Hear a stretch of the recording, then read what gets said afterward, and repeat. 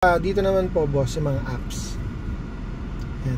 Dito sa pinaka dulo muna, simulan natin yung Z-Link boss. I-connect mo muna yung Bluetooth mo. Yan boss. Pa-search na lang yung car BT tapos 4 na 0. Yan, search mo lang. Tapos yung ano niyan, 4 na 0. Magkoconnect na yan dito. Checkin mo lang po rito.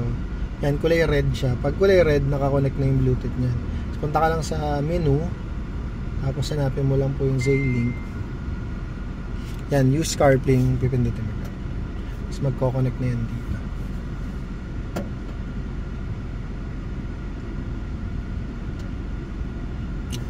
Tapos kailangan boss, naka-open sa iPhone, kailangan naka-open si Siri. Pagka nakapatay si Siri, hindi gagana yung sa ano. Kasi si Siri kasi boss yung nagana. Nagbubukas ng mga messages, yung mga application, siya rin naglilipat. Yun yung function ng ano. Ito ba sa cellphone mo na to? Ang application to ng cellphone mo. Bali yung kanina, ito yung head unit namin. Ito yung head unit namin. Ito yung mga laman ng head unit. Tapos boss, kapag mga Android phone naman, hindi naman siya pwedeng diretso.